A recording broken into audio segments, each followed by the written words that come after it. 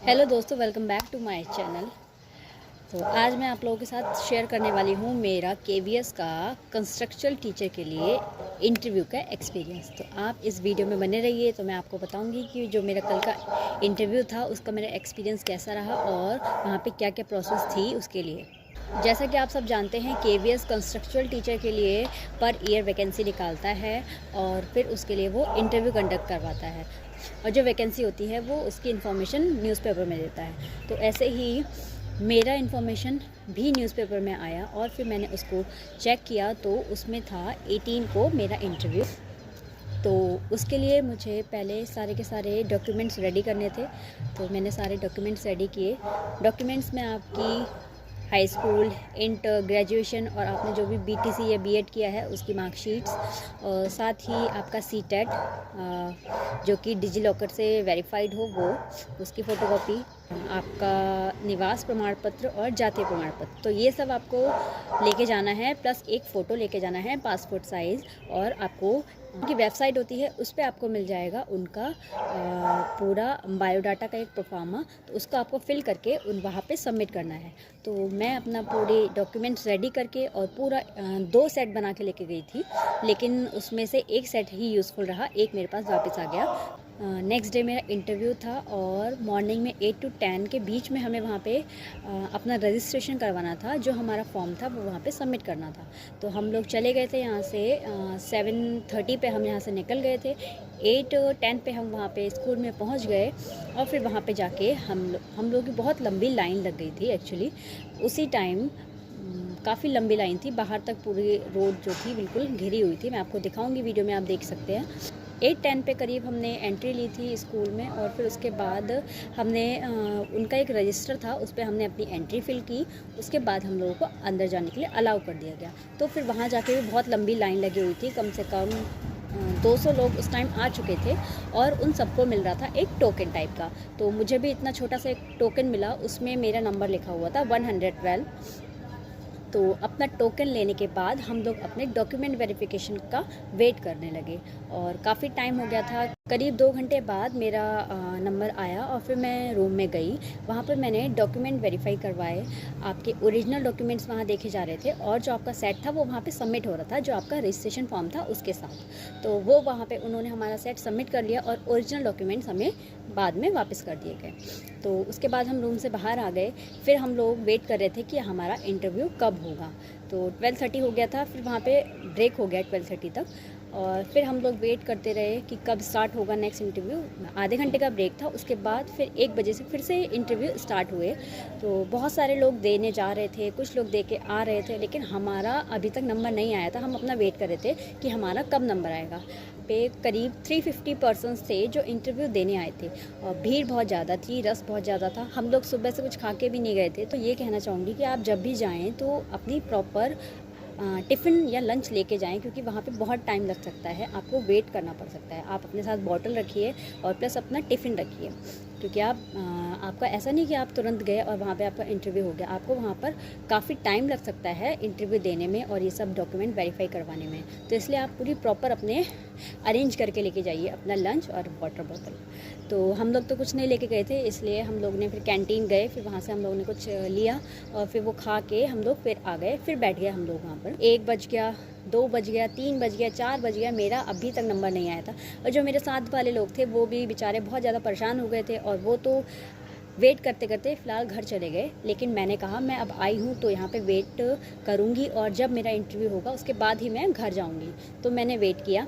5 बजे के टाइम मेरी कॉल आई कि 112 आप आइए और अपना इंटरव्यू दीजिए इस पैनल में जाके। तो फिर मैं वहाँ पे गई, पैनल में अपने सारे डॉक्यूमेंट्स में अंदर लेके गई थी। फ़िलहाल वहाँ पे कुछ डॉक्यूमेंट्स आपका चेक नहीं कर रहे थे, लेकिन मैं फिर भी अपनी फ़ाइल अपने साथ लेके अंदर चली गई। पैनल रूम में 3 पर्सन्स बैठे हुए थे, तो मैंने उन सबको विश किया। फिर उसके बाद उन्होंने मुझसे बोला कि प्लीज़ सिट। तो फिर मैं वहाँ पे बैठ गई। एक्चुअली जो आपका रजिस्ट्रेशन वाला जो आपका पहले सबमिट करवाया होता है ना, वो उनके पास ऑलरेडी पहुँच चुका होता है, तो वो उसी में से आपका देखते हैं कि आपने उसमें क्या क्या फिल किया है, आपने क्या किया है, BTC की है, B.Ed किया है, या आपकी हॉबीज़ क्या हैं, तो वो सब वो चेक कर रहे थे। फिर उसके बाद उन्होंने वो चेक कर लिया। उसके बाद उन्होंने मुझसे पूछा प्लीज़ मैम इंट्रोड्यूस योरसेल्फ। तो फिर मैंने अपने बारे में उनको बताया। देन उनका नेक्स्ट क्वेश्चन ये था, तो जैसे ही मैंने अपने बारे में उनको बताया और मैंने अपनी हॉबी डिस्कस की उनको कि मेरी हॉबी है डांस और कुकिंग, तो वैसे ही जैसे ही मैंने डांस बोला उन्होंने कैप्चर कर लिया। और उनका नेक्स्ट क्वेश्चन यही था कि आप बच्चों को किस टाइप से डांस सिखाएंगे। तो फिर मैंने उनको आंसर किया कि हम स्कूल में कल्चरल प्रोग्राम सिखा सकते हैं। तो उन्होंने कहा ठीक है, आप परफॉर्म करके दिखाइए उस पर। अब रैंडम मुझे कोई सॉन्ग याद नहीं आ रहा था कि कल्चरल सॉन्ग कौन सा होगा, किस पे मुझे परफॉर्म करना चाहिए। मैंने आप मुझे हंसी आ रही है उस बात पे कि मैंने उस टाइम जो मेरे माइंड में एक बार में क्लिक किया, मैंने कहा कि सर हम ये देश है वीर जवानों का सॉन्ग पे उनको सिखा सकते हैं। तो फिर उन्होंने कहा ठीक है, आप उठिए और डांस करके दिखाइए। तो फिर मैं एकदम से खड़ी हो गई और फिर मैंने उस पर 4 लाइन पे मैंने एटलीस्ट परफॉर्म किया होगा। फिर उन्होंने कहा ओके मैम आप बैठ जाइए। फिर मैं वहाँ बैठ गई। फिर उसके बाद नेक्स्ट जो मैम थी उनका क्वेश्चन मेरे से ये था कि आप बच्चों को, छोटे क्लास के बच्चों को लाइंस कैसे सिखाएंगे। तो फिर मैंने उसके बारे में बताया कि मैम मैं अलग अलग जितने भी TLM हैं उनका यूज़ कर सकती हूँ, या फिर अगर मेरे पास अवेलेबल नहीं है तो मैं फिर उस टाइम क्लासरूम का यूज़ करती हूँ और क्लासरूम का यूज़ करूँगी। और जितने भी वहाँ पे जैसे बेंच हुई या क्लॉक हुई या फिर डस्टर हुआ, ये सब मैं लाइंस उसमें सिखा सकती हूँ। Zigzag line, dotted line, straight line, इस टाइप की लाइंस मैं सिखा सकती हूँ। तो उन्होंने कहा ओके।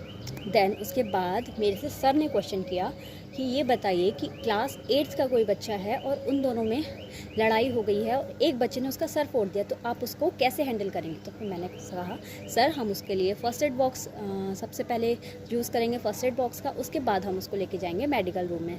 तो उन्होंने कहा ओके। फिर उसके बाद नेक्स्ट क्वेश्चन मैम का था कि आप मैम ये बताइए कि अगर आपको बड़े क्लास को अगर आपको पढ़ाने के लिए दिया जाए तो आप कौन सी क्लास को और कौन सा सब्जेक्ट पढ़ाना चाहोगे। तो मैंने कहा मैम मैं 8th क्लास तक साइंस पढ़ाना चाहूँगी। तो उन्होंने कहा ओके। एक बात और, मुझसे ये क्वेश्चन भी पूछा गया था कि बच्चों का प्रोनाउंसिएशन कैसे बताएंगे, क्या वो सही से बोल नहीं पाते तो आप वो उसको कैसे सुधारेंगे। तो फिर मैंने उसका आंसर दिया था। बस इतने ही क्वेश्चन थे।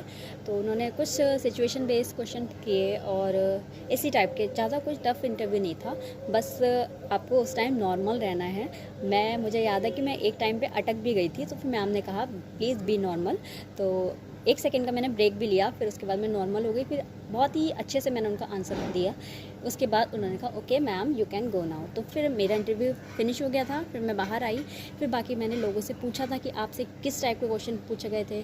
तो किसी ने कहा कि मुझसे हिंदी का क्वेश्चन पूछा गया था, हिंदी में उज्ज्वल लिख के दिखाइए, हिंदी में किंग करते विमूढ़ लिख के दिखाइए, रीडिंग कैसे सिखाएंगे, प्रोनाउंसिएशन में आशीर्वाद लिख के दिखाइए। तो इस टाइप के क्वेश्चन उनसे पूछे जा रहे थे। किसी से रीडिंग करवा रहे थे, किसी से डेमो ले रहे थे कि आप कुछ पोएम बताइए, और किसी से संधि और समास के बारे में डिफरेंस भी पूछ रहे थे। तो ये सब उनके क्वेश्चंस थे। तो इतनी थी मेरी जर्नी और मेरा एक्सपीरियंस बहुत ही अच्छा रहा। मेरा फर्स्ट टाइम इंटरव्यू था और काफ़ी अच्छा रहा।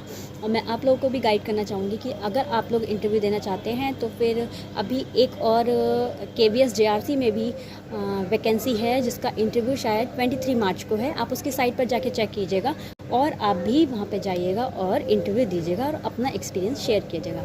आई होप आपको ये वीडियो पसंद आई होगी। कैसी लगी प्लीज़ लाइक कमेंट शेयर करके ज़रूर बताइएगा। और जो मेरे चैनल पर नए आए हैं वो चैनल को सब्सक्राइब ज़रूर कीजिएगा। Thank you.